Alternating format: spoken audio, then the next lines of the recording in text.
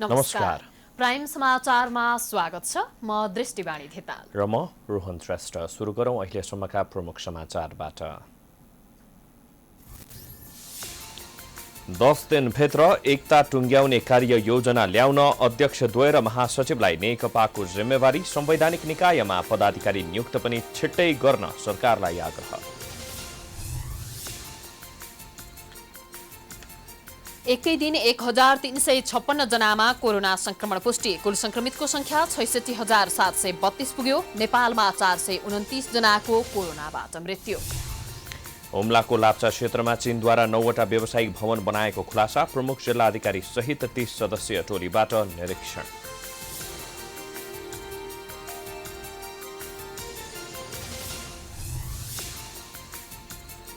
विदेशमा अलपत्र परेका नेपालीहरूलाई उद्धारका नाममा कमिसनको खेल। महँगो होटल बुकिङ गराएर सस्तो क्वारेन्टिनमा राखिएको गुनासो। जुम्लामा अनसनरत डाक्टर गोविन्द केसीलाई काठमाडौँ ल्याइयो। केसीलाई शिक्षण अस्पताल जान दिएन। विमानस्थलबाट जबरजस्ती ट्रमा सेन्टर पुर्याइयो।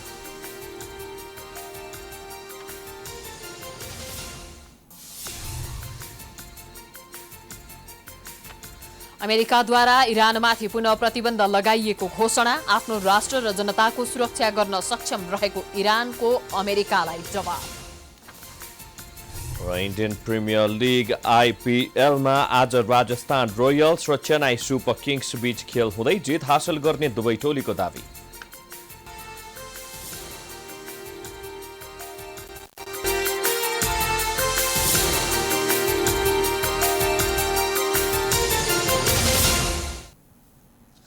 अब समाचार विस्तारमा।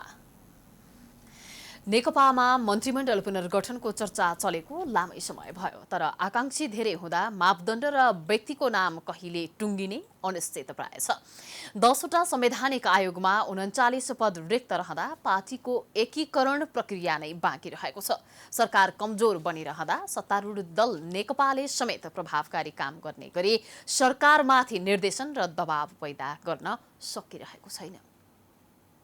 मन्त्रीमण्डल पुनर्गठन हुँदैन, ढुक्क भएर काम गर्नुहोस् भन्दै मन्त्रीहरूलाई निर्देशन दिएका प्रधानमन्त्री केपी शर्मा ओली आफ्नै दलको स्थायी समिति बैठकले सरकारको काम कारबाहीलाई प्रभावकारी बनाउन मन्त्री हेरफेर गर्ने निर्णय गरेसँगै स्वीकार गर्न तयार भए।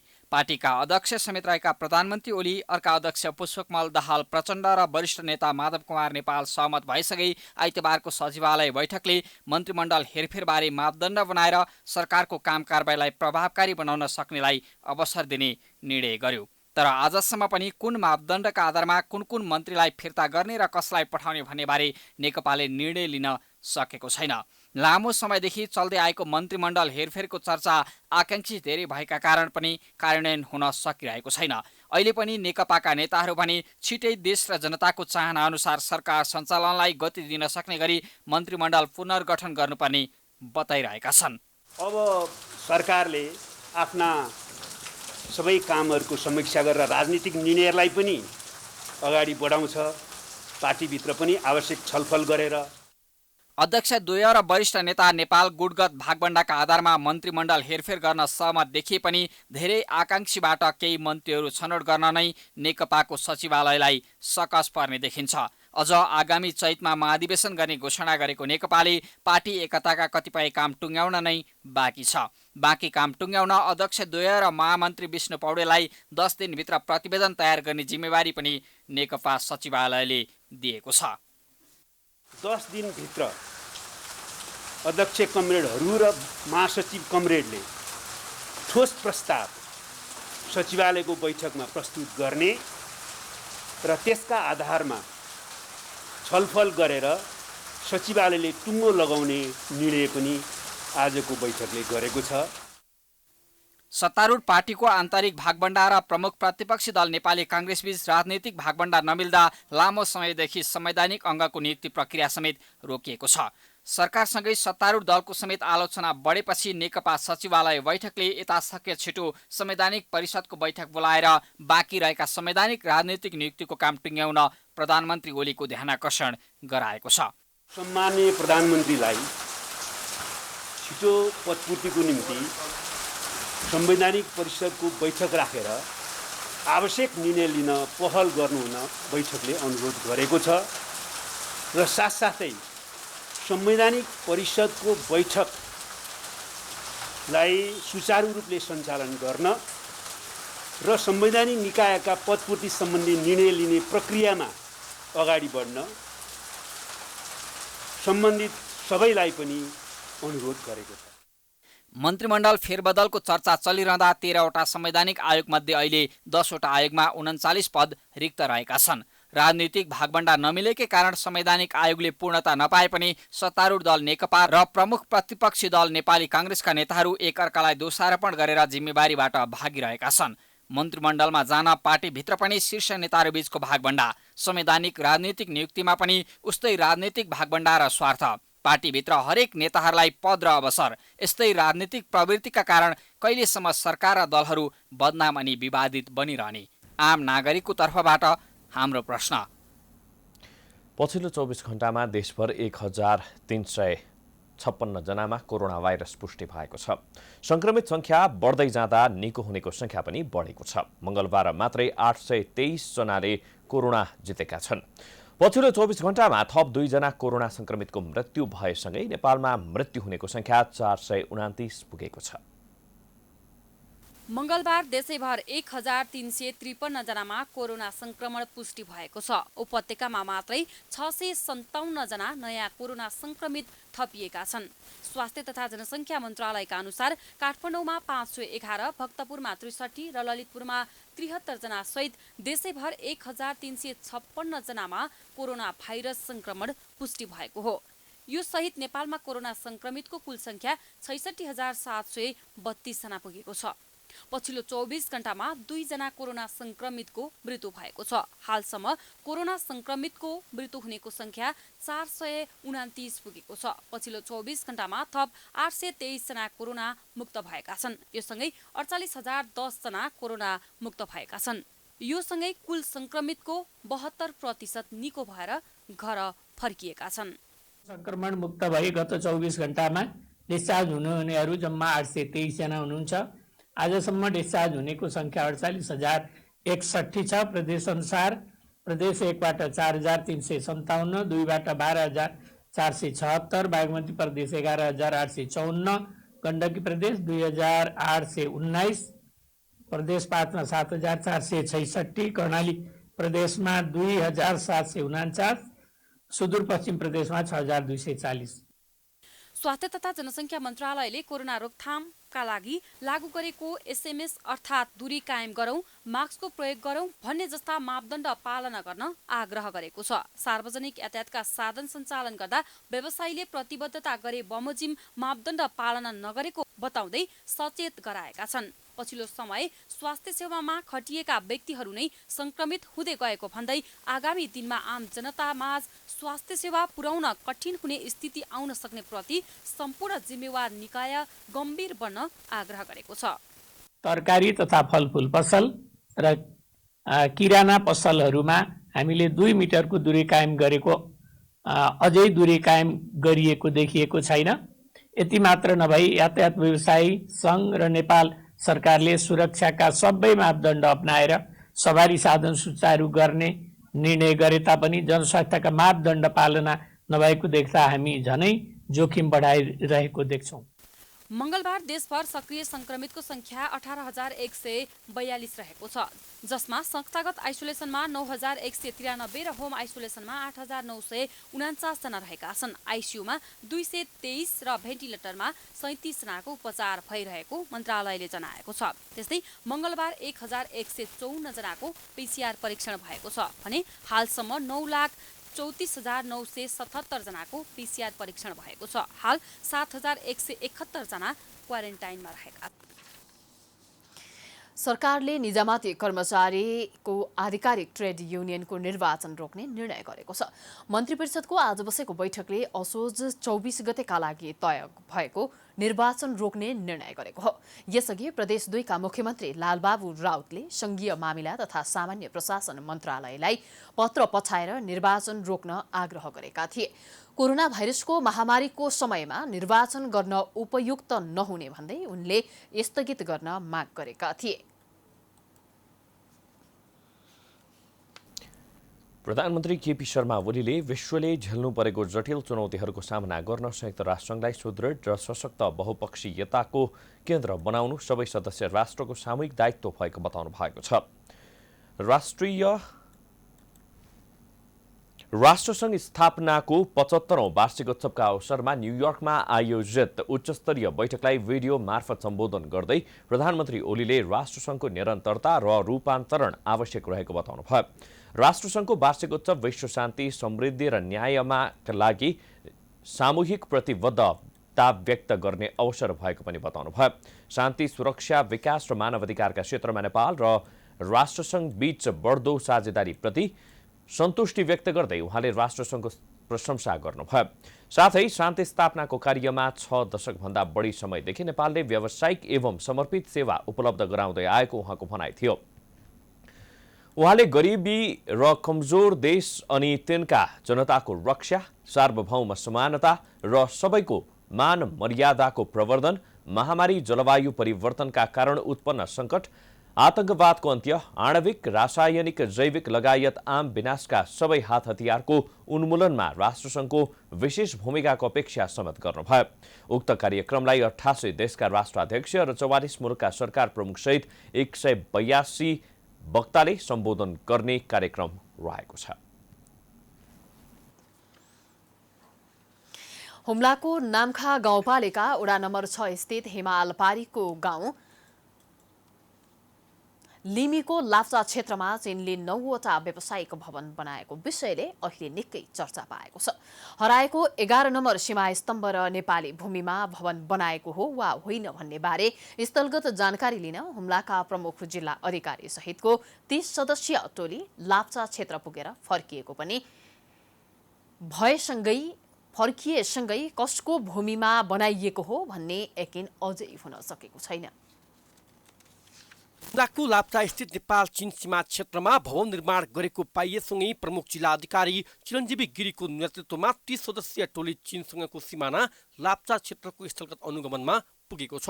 11 नम्बर पिलर अहिलेसम्म पहिचान गर्न नसकिएको अवस्थामा 12 नम्बर पिलरलाई आधार मानेर हेर्दा दुई देशको सिमाना भन्दा 1 किलोमिटर यताको नेपाली भूभाग चिनिया पक्षले एकतर्फी रूपमा भवन बनाएको अनुमान नेपाली पक्षको छ। लाप्चा क्षेत्र पुगेर फर्किएका नाम्खा गाउँपालिकाका अध्यक्ष विष्णुबहादुर लामाले चिनिया पक्षले 9वटा व्यापारिक प्रयोजनका भवन बनाएको जानकारी दिँदै 11 नम्बरको पिलर पहिचान गरेर नेपाल वा चीनको कसको भूमि हो भन्ने यकिन गर्नुपर्ने बताएका छन्।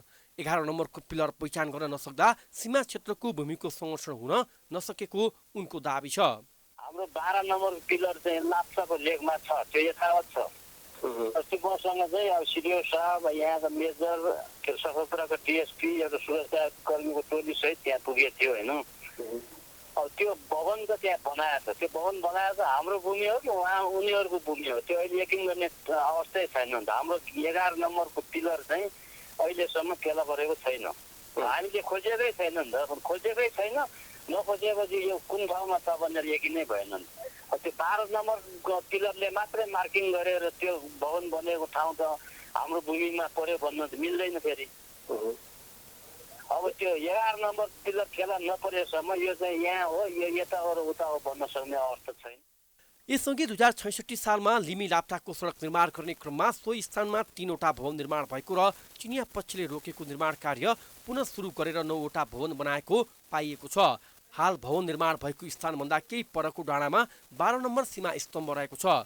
12 नम्बर सीमा स्तम्भका आधारमा चीनले बनाएको भवन नेपालतर्फ पर्ने आकलन गरिए पनि 11 नम्बर सीमा स्तम्भ हराएको कारण थप पुष्टि गर्न बाँकी छ। सीमा क्षेत्रमा पिलर हराउने अवस्था आउनु र बोर्डर क्षेत्रमा बीओपी स्थापना गरेर सुरक्षाकर्मीको उपस्थिति बढाउन नसक्नु सरकारको कमजोरी भएको वडाध्यक्ष लामाले बताए। त्यो पनि बोर्डर एरिया हो नि त।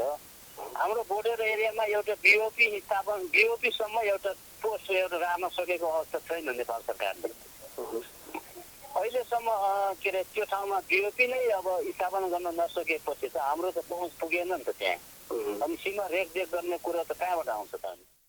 हाल भवन बनेको क्षेत्रमा विगतको समयमा चिनिया र नेपाली पक्षबीच वस्तु विनिमयको व्यापार हुने गरेको पाइएको छ। अहिले सोही क्षेत्र हुँदै लिमीसम्म सडक निर्माण गरिएको छ।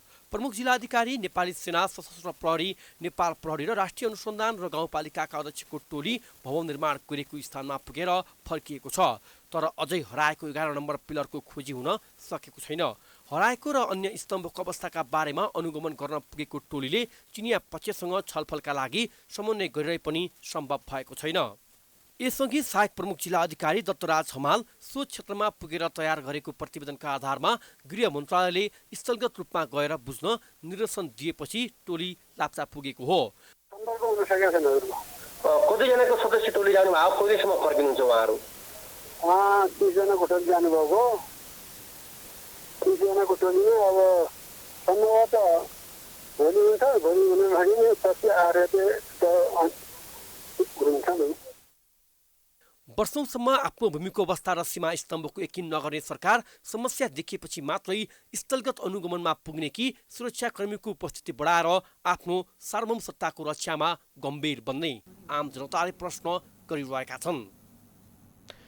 सरकारले विदेशमा अलपत्र नेपालीहरूको उद्धारमा चरम लापरवाही गरेको छ। स्वदेश फिर्ता हुँदा 7 दिनसम्म होटल क्वारेन्टिनमा बस्नै पर्ने व्यवस्था गरिएको छ, जसका लागि उनीहरूले नेपाल फर्किँदा होटलमा बस्ने व्यवस्था मिलाएर मात्रै उनीहरू आइरहेका छन्।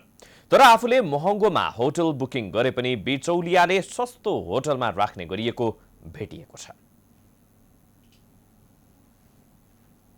विदेशमा अलपत्र परेर नेपाल आएका नेपालीहरूले होटलमा बस्दाको खर्च व्यक्ति स्वयंले बेहोर्नुपर्ने व्यवस्था गरिएको छ।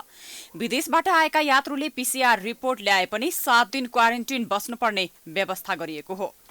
सरकारले चार्टर उडान मार्फत स्वदेश आउने नागरिकलाई क्वारेन्टिनमा राख्ने प्रयोजनका लागि तारे होटलदेखि सामान्य पर्यटक स्तरका होटलको सूची र मूल्य सार्वजनिक गरेको छ।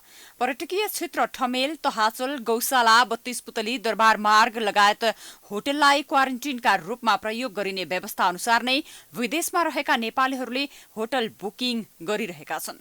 सोमबार मात्र नेपाल एयरलाइन्समा आएका 260 नेपालीलाई उनीहरूले होटलका लागि भनेर तिरेको रकम अनुसार गंगबुमा, सोयपत्री गेस्ट हाउस लगायत अन्य 13वटा सस्तो होटलमा राखिएको भेटिएको छ। अझ 7 दिनका लागि भनेर होटल बुकिङ गरे पनि उनीहरूलाई 5 दिनमै PCR गरी होटल छाड्न दबाब दिइएको छ। CMC का प्रवक्ता महेन्द्र प्रसाद गुरागाईसँग यस विषयमा बुझ्न खोज्दा होटलको व्यवस्थाको बारेमा आफूलाई थाहा नभएको र पर्यटन तथा नागरिक उड्डयन मन्त्रालयलाई जिम्मा दिइएको दावी गरे।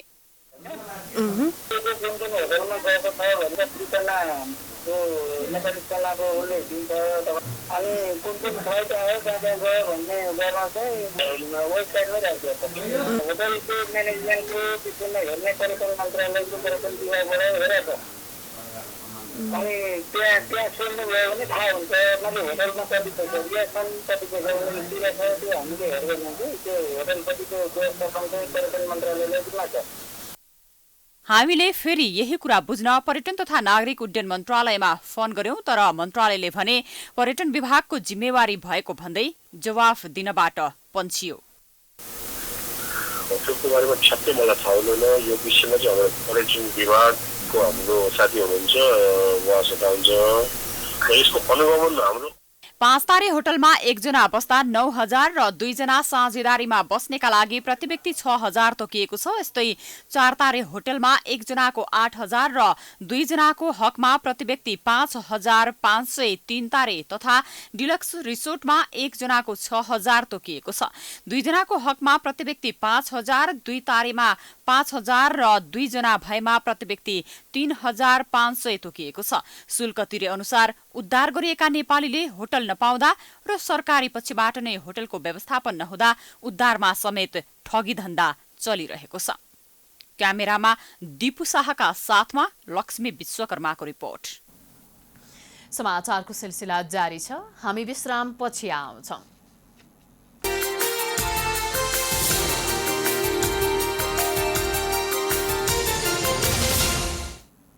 विश्रामपछि स्वागत छ। अब बाँकी समाचार।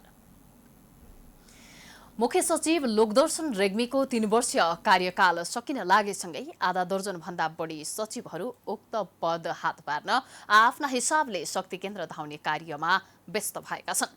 यसै क्रममा विद्यमान ऐन विपरीत हालका मुख्य सचिवलाई राजदूत बनाएर आफू अनुकूल सचिवलाई मुख्य सचिव बनाउने रणनीतिमा सरकार लागेको छ। निजामती सेवामा शक्तिशाली र सर्वोच्च पद मानिने मुख्य सचिव बन्न सरकारका वरिष्ठ सचिवहरूको दौडधुप सुरु भएको छ। मुख्य सचिव लोकदर्शन रेग्मीको 3 वर्षे कार्यकाल सकिन लागेपछि आधा दर्जनभन्दा बढी सचिवहरू उक्त पद हत्याउन आफू निकट शक्ति केन्द्र धाउन थालेका छन्। मुख्य सचिव रेग्मीको कार्यकाल आगामी कार्तिक 3 गतेबाट सकिँदैछ। रेग्मी 2074 कार्तिक 4 मा मुख्य सचिव नियुक्त भएका थिए। वरिष्ठ 3 सचिवहरू रेग्मीलाई सेवानिवृत्त हुनुभन्दा करिब 2 साता अघि नै अन्यत्रै नियुक्ति गराएर मुख्य सचिव पद आफ्नो पोल्टामा पार्न राजनैतिक शक्ति केन्द्र धाउन थालिसकेका छन्। प्रधानमन्त्रीको मुख्य प्रशासनिक सल्लाहकारका रूपमा काम गर्न पाइने भएकोले कर्मचारी तन्त्रमा मुख्य सचिव पद आकर्षक मानिन्छ।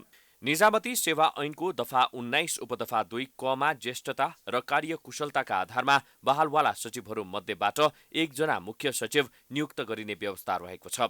सरकारका 70 सचिव विशिष्ट श्रेणी मध्ये वरिष्ठ 3 सचिवमा परराष्ट्रका शंकरदास बैरागी, सार्वजनिक खरिद अनुगमन कार्यालयका मोहन कृष्ण सापकोटा र संस्कृति पर्यटन तथा नागरिक उड्डयन मन्त्रालयका केदार बहादुर अधिकारी अहिले सो पदका लागि चर्को लभिङमा लागेका छन्। मुख्य सचिव रेग्मीले बिदा नै नली पुरै कार्यकाल पदमा रहेको खण्डमा 3 जनाको मुख्य सचिव हुने बाटो बन्द हुनेछ। उनीहरू असोज 22 मा 5 वर्षे सेवा अवधि सकिएर सेवानिवृत्त हुनेछन्। त्यसैले रेग्मीलाई कतै व्यवस्थापन गराएर आफूलाई सो पदमा नियुक्त गर्नका लागि 3 जना सचिवहरू शक्ति केन्द्रमा पुगी लभिङ गर्दै आएका छन्। संवैधानिक आयोग वा अन्य कुनै आकर्षक राजनैतिक नियुक्तिको ग्यारेन्टी भए रेग्मीले कार्यकाल सकिनु अघि नै पद छोड्न सक्ने अनुमान सचिवले गरेका छन्। यसै क्रममा प्रधानमन्त्री केपी ओलीलाई मनाएर मुख्य सचिव रेग्मीलाई बेलायतको राजदूत बनाई पठाउन समेत सचिवहरूले सुझाव दिएको पाइएको छ।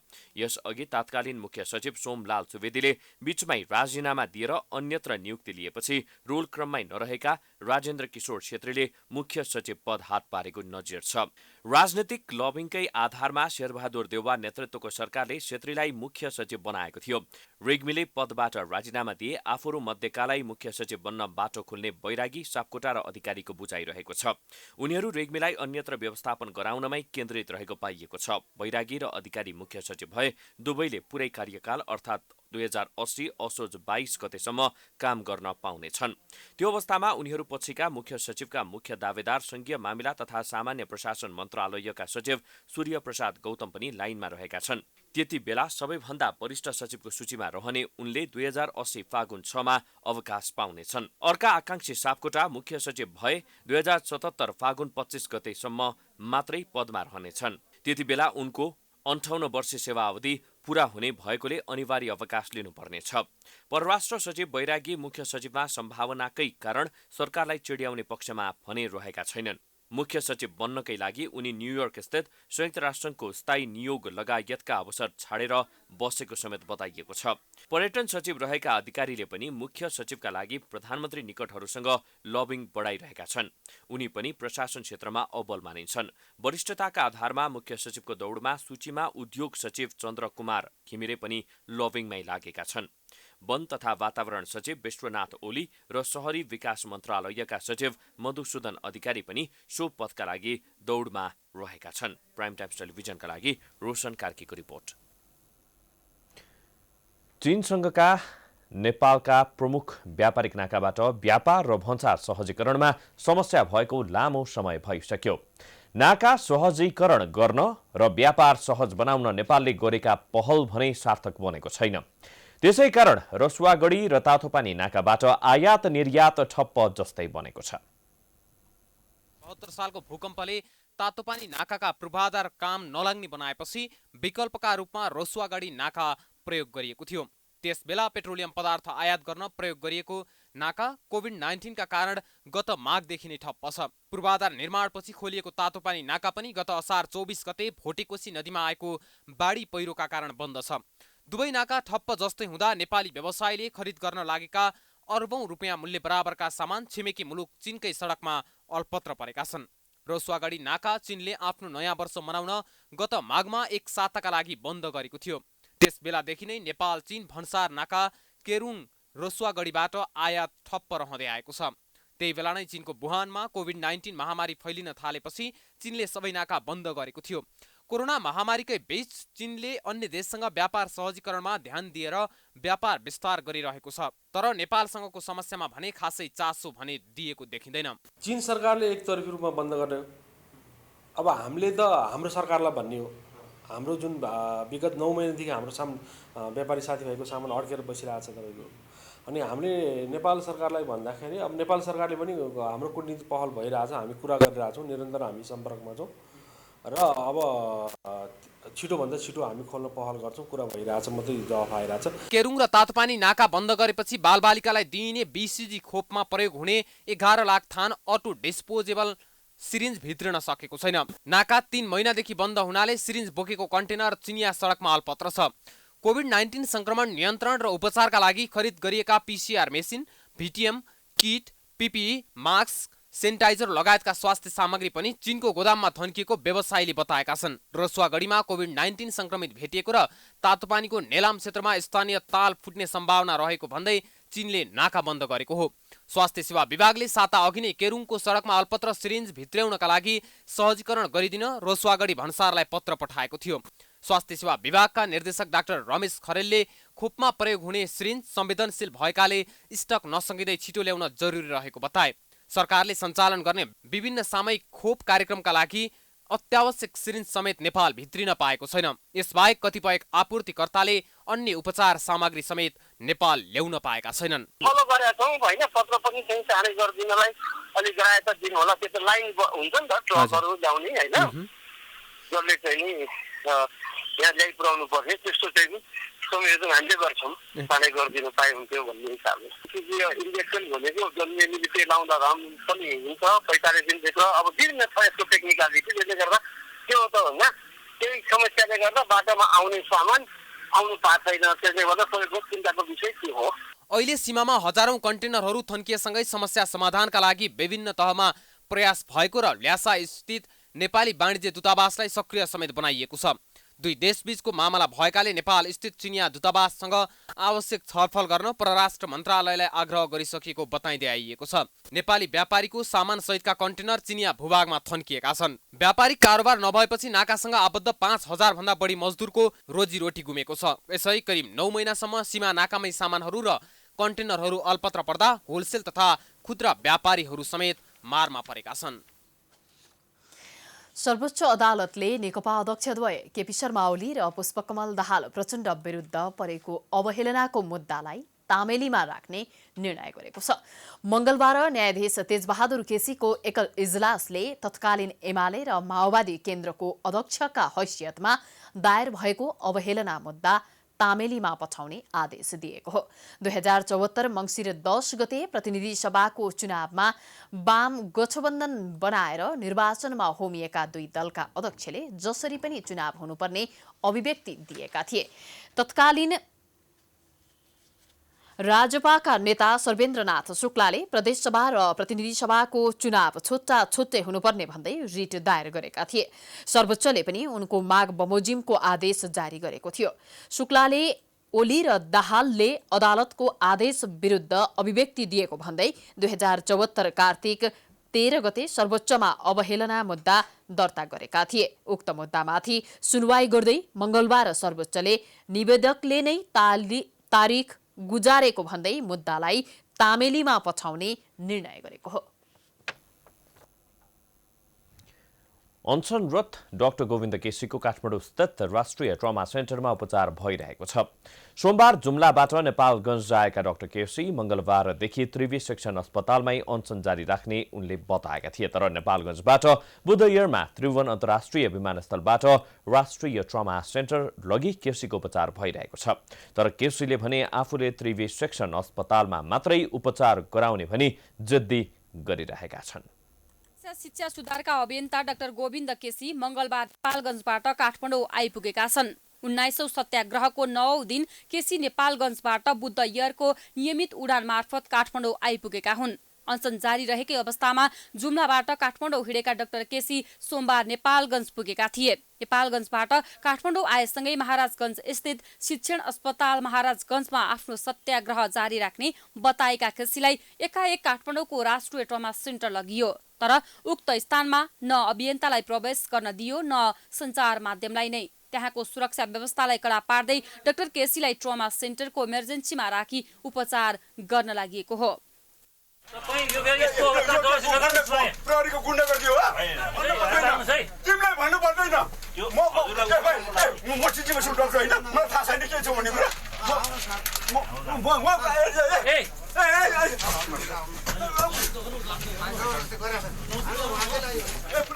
जबरजस्ती डाक्टर केसीको इच्छा विपरीत अन्यत्र अस्पतालमा लगिएको भन्दै डाक्टर केसी र केसीका समर्थकहरू आक्रोशित भएका छन्।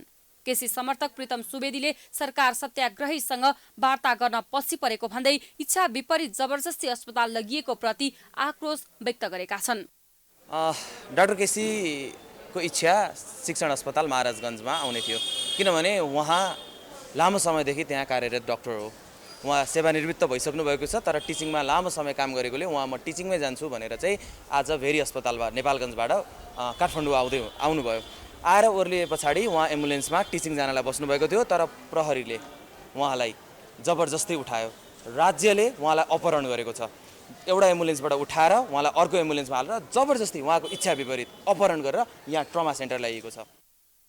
भदौ 29 गते जुम्लामा अनसन थालेका डाक्टर केसीको स्वास्थ्य बिग्रिएपछि उनलाई गत शनिबार कर्णाली स्वास्थ्य विज्ञान प्रतिष्ठान लगिएको थियो। डाक्टर केसीले उक्त अस्पतालमा आक्रमण हुन सक्ने अवस्था भएको भन्दै काठमाडौँ जाने निर्णय गरेका थिए। उनले 6 बुँदे माग राख्दै अनसन थालेका थिए। डाक्टर केसीको यो 19औं सत्याग्रह हो। साथै कोभिड तथा अन्य रोगका सबै बिरामीका लागि समेत उचित उपचारको व्यवस्था गर्नुपर्ने र 2075 साउन 10 गते भएको सम्झौता अनुसार चिकित्सा शिक्षा ऐनमा संशोधन गर्नुपर्ने माग राख्दै अनसन बसिरहेका छन्।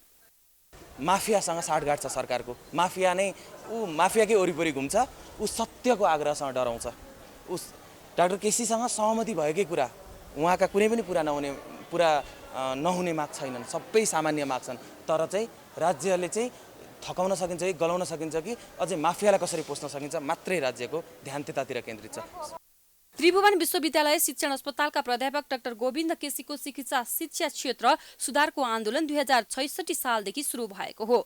चिकित्सा क्षेत्रमा व्यतिथिको जगजगी रहेकोले ती हटाउँदै मेडिकल शिक्षामा थिति बसाउनुपर्छ भन्ने लगायतका माग पूरा गराउन 2069 सालदेखि अनसन सुरु गरेका हुन्। 2077 सालसम्म आइपुग्दा डाक्टर केसी चिकित्सा शिक्षा सुधारकै लागि भनेर अनसन बसेको 19औं पटक पुगिसक्दा पनि सरकार र डाक्टर केसी बीच पछिल्लो चरणमा वार्ता हुन सकेको छैन। वीर अस्पतालमा उपचारको क्रममा 63 वर्षीय रामलखन जयसवालको शंकास्पद मृत्यु भएको छ। केन्द्रीय कारागार सुन्दरामा कैद भुक्तान गरिरहेका जयसवाललाई स्वास्थ्यमा समस्या भएपछि वीर अस्पताल लगिएको थियो। रूपन्देहीको सिद्धार्थ नगरपालिका घर भएका उनको शरीरमा चोट देखिएको दावी गर्दै उनको परिवारले मृत्युलाई शंकास्पद भनेका छन्। मृतकको घाँटीमा दाग र शरीरमा चोटपटक समेत लागेको बताइएको छ। मंगलबार परिवारले वीर अस्पताल पुगेर शव हेर्दा शंका लागेपछि घटनाको छानबिन गर्नुपर्ने भन्दै नाराबाजी गरेका थिए। यहाँ टाउकोबाट रगत यसरी बगेछ, क्या भएछ यो? या त हत्या उनीहरूले गरेर हालिदिएछन् या त यसले हत्या गरेछ, के हो बुझ्नै सके छैन। अनि सब त ठिक छ। तपाईहरुलाई जयसवाल ज्यान मार्ने मुद्दामा कारागारमा रहेका थिए। जिल्ला अदालत रूपन्देहीले ज्यान मार्ने मुद्दामा 20 वर्ष कारागार सजाय सुनाएका उनले 8 वर्ष कैद भुक्तान गरिसकेका थिए। उनको यही असोज 22 गते रिहा हुने तयारी भएको थियो। समाचारको सिलसिला जारी छ। हामी विश्राम पछि आउँछौं। विश्राम अघि प्रमुख समाचार पुनः एकपटक। 10 दिनभित्र एकता टुंग्याउने कार्य योजना ल्याउन अध्यक्षद्वय र महासचिवलाई नेकपाको जिम्मेवारी। संवैधानिक निकायमा पदाधिकारी नियुक्त पनि छिट्टै गर्न सरकारलाई आग्रह।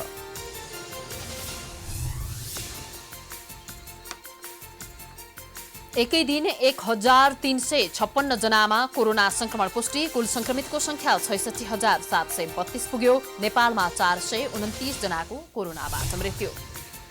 हुम्लाको लाप्चा क्षेत्रमा चीनद्वारा 9वटा व्यावसायिक भवन बनाएको खुलासा प्रमुख जिल्लाधिकारी सहित 30 सदस्यीय टोलीबाट निरीक्षण।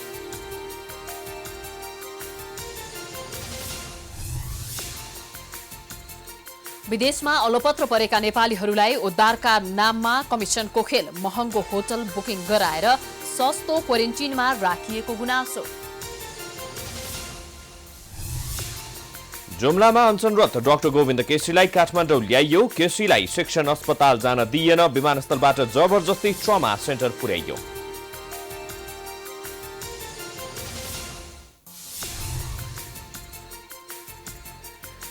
अमेरिकाद्वारा इरानमाथि पुनः प्रतिबन्ध लगाइएको घोषणा, आफ्नो राष्ट्र र जनताको सुरक्षा गर्न सक्षम रहेको इरानको अमेरिकालाई जवाब।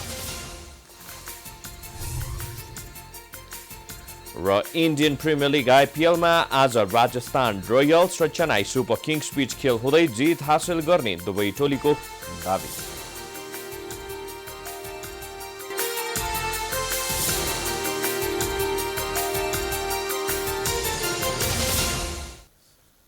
विश्रामपछि पुनः स्वागत छ। अब बाँकी प्रसङ्ग।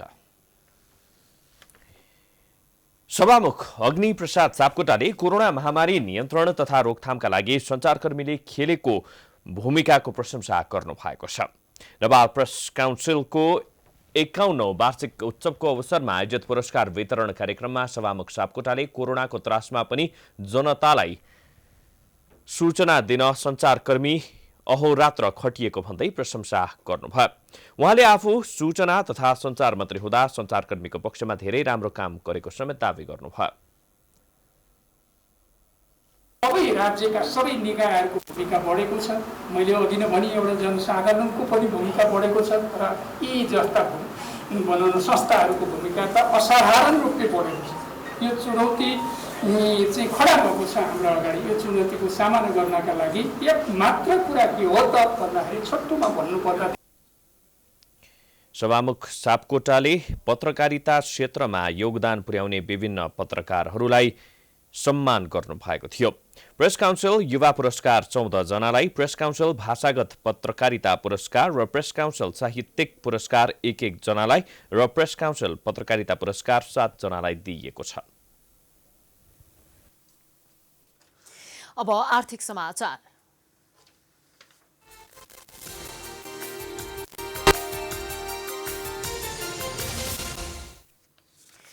प्रतिनिधि सभा अन्तर्गतको अर्थ समितिले राजस्व चुहावट, सार्वजनिक संस्थानको खर्च, बैंक तथा वित्तीय संस्था लगायतका क्षेत्रको समस्या समाधान गर्न विभिन्न 4 उपसमिति गठन गरेको छ। सिंहदरबारमा मंगलबार बसेको समिति बैठकले राजस्व चुहावट, राजस्व बक्यौदा र राजस्व प्रशासनका समस्या अध्ययन उपसमिति, सार्वजनिक खर्च, खरिद लगानी र राष्ट्रिय गौरवका आयोजना व्यवस्थापनमा देखिएका समस्या अध्ययन उपसमिति गठन गरेको हो। यस्तै बैंक तथा वित्तीय संस्थाका समस्या अध्ययन उपसमिति र सार्वजनिक संस्थानका समस्या अध्ययन उपसमिति गठन गरिएको समिति सभापति कृष्ण प्रसाद दाहालले जानकारी दिनुभयो। उपसमितिमा रहने सदस्यहरूले भने पछि तोकिने बताइएको छ। ग्राहकका समस्या र समाधानका सुझाव सिफारिस गर्ने, विकास बैंक र वित्त कम्पनीका निक्षेप परिचालन, कर्जा लगानीका क्षेत्र, लगानी लगायतको विश्लेषण गरी समस्या पहिचान र समाधानका लागि सिफारिस प्रस्तुत गर्ने, लघु वित्त कम्पनीहरूसँग सम्बन्धित समस्याहरू पहिचान गरी सुधारका लागि सुझाव पेश गर्ने, 4 वर्गका बैंक तथा वित्तीय संस्थाहरूको भौगोलिक र विषयगत कार्यक्षेत्रमा दोहोरो नपर्ने गरी गर्नुपर्ने परिवर्तनको सुझाव पेश गर्ने, नेपालको वर्तमान राजस्व नीतिको अध्ययन गरी आवश्यक नीतिगत सुधारको सुझाव प्रस्तुत गर्ने, सार्वजनिक खरिद व्यवस्थापनमा देखिएका समस्या पहिचान गरी आवश्यक नीतिगत सुधारका लागि सुझाव प्रस्तुत गर्ने, बैंकको निक्षेप र कर्जा लगानीको अवस्था विश्लेषण गरी बैंक तथा ग्राहकहरूका समस्या समाधानका लागि उपसमितिले सुझाव सिफारिस गर्ने सभापति दाहालले बताउनु भएको छ। त्यस्तै राष्ट्रिय गौरव र ठूला प्रतिनिधिमूलक आयोजनाको छनौटको मापदण्ड, लगानी वा स्रोतको सुनिश्चितता, व्यवस्थापन, विभिन्न आयोजनाहरू समयमा नै सम्पन्न गर्न नसक्नुका कारण तथा जिम्मेवारी पूरा नगर्नेलाई कारबाहीको अवस्था लगायत विभिन्न पक्षहरूको अध्ययन गरी सुधारका लागि सुझाव दिन पनि समितिले उपसमितिलाई जिम्मेवारी दिएको छ। झापामा उखु बजारीकरण हुन नसक्दा किसानहरू मारमा परेका छन्। उखु बिक्री हुन छोडेपछि झापाका किसानले लगाएको उखु बारीमै सुक्न थालेको छ। 2052 सालदेखि उखु लगाउँदै आएका झापाका किसानले उखुको उचित मूल्य नपाउँदा मारमा परेका छन्। जुस र सक्खर बनाउन प्रयोग हुने सेतो र कालो गयमारा जातको उखु लगाउँदै आएका किसानको उखु माग अनुसार उत्पादन बढी र बजार अभावका कारण बिक्न छाडेको हो। केही वर्ष यता उखु बिक्री गर्ने समस्या देखिएपछि उखु खेतीबाट धेरै किसान पलायन भइसकेका छन्। उखु बिक्ने छाडेपछि किसानले उत्पादन गरेको उखु दाउरामा परिणत भएको छ। भारत मात्रै होइन, नेपाली किसान सक्षम छ। हामी इन्डियासँग मात्रै होइन, अमेरिकासँग पनि फाइट गर्न सक्छ। केमा फाइट गर्न सक्छ भन्दाखेरि कृषिमा फाइट गर्न सक्छ। तर अमेरिकाले दिने, इन्डियाले दिने सेवा सुविधा हामीलाई दियोस्। हामी परजीवी हुन्नौँ। हामी स्वदेशमै प्रोडक्सन गरेर विदेशमा पनि पठाउने वातावरण यदि सरकारले हामीलाई व्यवस्था मिलाइदियो भने त्यो सक्षम छौँ नेपाली किसान। अब त्यो चाहिँ सरकारले वातावरण बनाउँदैन, बोल्ने मात्रै काम गर्छ, काम चाहिँ हुँदैन। अब भएको चाहिँ त्यति नै छ। अब किसानको उखु नबिक्ने समस्या प्रत्येक वर्ष आए पनि किसानले खासै चासो देखाएको पाइँदैन। उखु किसानका लागि सरकारले कुनै निकाय र तवरबाट सहयोग र सहुलियत दिन नसकेकै कारण उखु किसान पलायन हुनुपर्ने अवस्था सृजना भइरहेको छ। यस्तै सडक छेउ नजिकै ठेलागाडीमा उखुको जुस बनाएर बिक्री गर्नेहरूको पीडा पनि उस्तै छ। 2000 दैनिक जुस बेचेर कमाई हुने ठाउँमा लकडाउनले दैनिकी चलाउन समेत हम्मे भएको छ। जग्गा लाग्यो, सबै सुकेर गइसक्यो, व्यापार पनि छैन। अब कसै ग्राहकहरूले पनि व्यापार छैन भन्छ, लिन मान्दैन। के गर्नु अब यस्तै आफै अलिअलि मिलाउँदै पेल्दै कस्तो मस्तो अस्ति अब 10-25-30-35 लिटरको फाल्यो। व्यापार नभएर लकडाउनले गर्दाखेरि अब ज्यादा कोही सब्जी खानलाई यसो मात्रै भइरहेको छ। कृषि ज्ञान केन्द्र झापाका अनुसार झापामा 170 हेक्टर जमिनमा उखु खेती हुँदै आएको छ। पछिल्लो तथ्याङ्क अनुसार झापामा 4760 मेट्रिक टन उखु उत्पादन भएको छ। झापाबाट विकल रेग्मीको रिपोर्ट। अब अन्तर्राष्ट्रिय समाचार।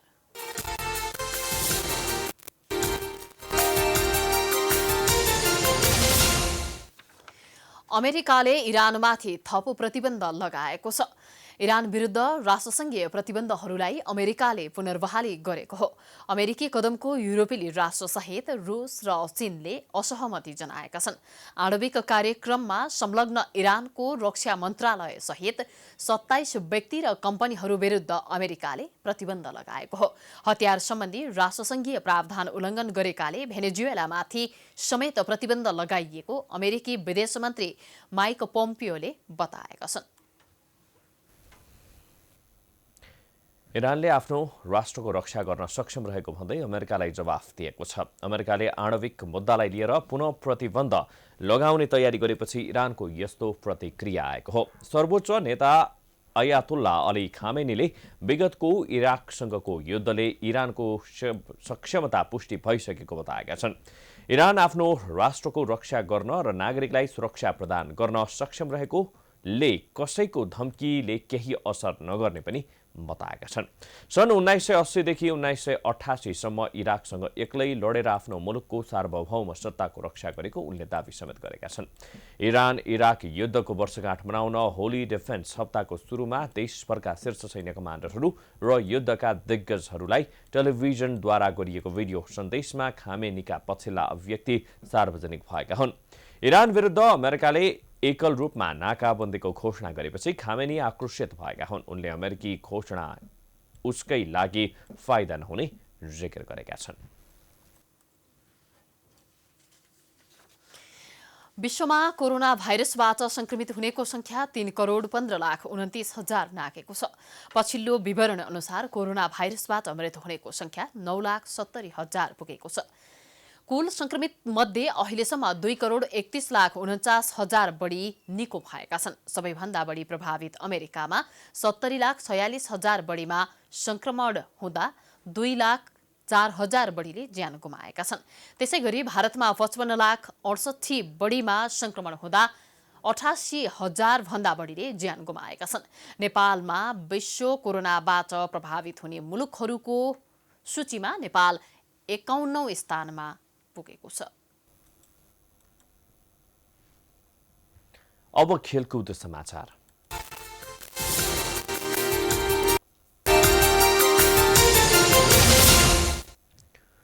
इन्डियन प्रिमियर लिग आइपिएल अन्तर्गत आज साँझ हुने खेलमा चेन्नई सुपर किङ्स र राजस्थान रोयल्स भिड्दैछन्। खेल पाउने 8 बजे शारजाह क्रिकेट स्टेडियममा हुनेछ।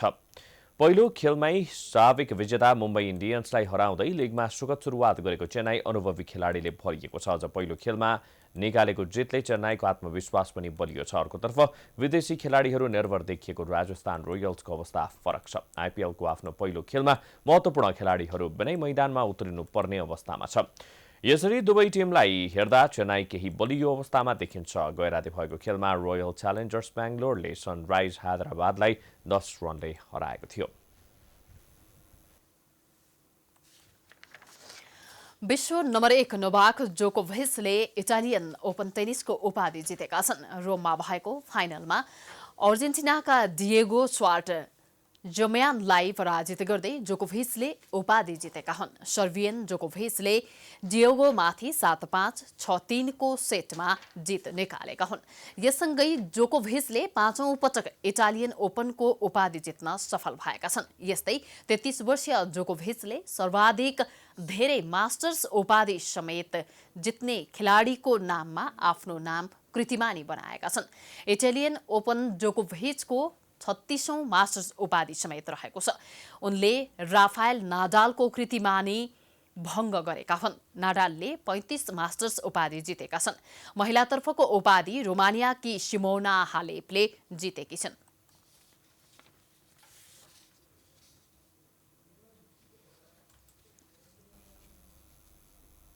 यो सँगै हामी समाचारको अन्त्यमा आइपुगेका छौं। जाँदा जाँदै प्रमुख समाचार पुनः एकपटक। 10 दिनभित्र एकता टुङ्ग्याउने कार्य योजना ल्याउन अध्यक्षद्वय र महासचिवलाई नेकपाको जिम्मेवारी। संवैधानिक निकायमा पदाधिकारी नियुक्ति पनि छिट्टै गर्न सरकारलाई आग्रह।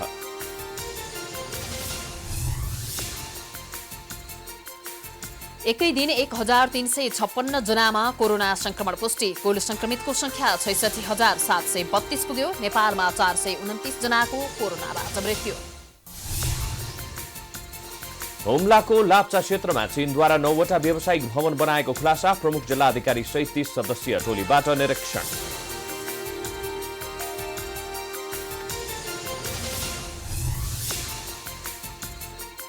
विदेशमा अलपत्र परेका नेपालीहरूलाई उद्धारका नाममा कमिसनको खेल। महँगो होटल बुकिङ गरेर सस्तो क्वारेन्टिनमा राखिएको गुनासो।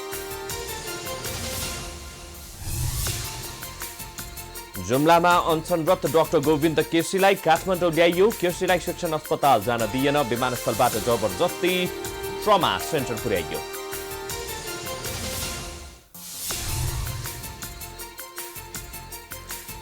अमेरिकाद्वारा इरानमाथि पुनः प्रतिबन्ध लगाइएको घोषणा। आफ्नो राष्ट्र र जनताको सुरक्षा गर्न सक्षम रहेको इरानको अमेरिकालाई जवाब। र इन्डियन प्रिमियर लिग आइपिएलमा आज राजस्थान रोयल्स र चेन्नई सुपर किङ्स बीच खेल हुँदै जित हासिल गर्ने दुवै टोलीको दाबी।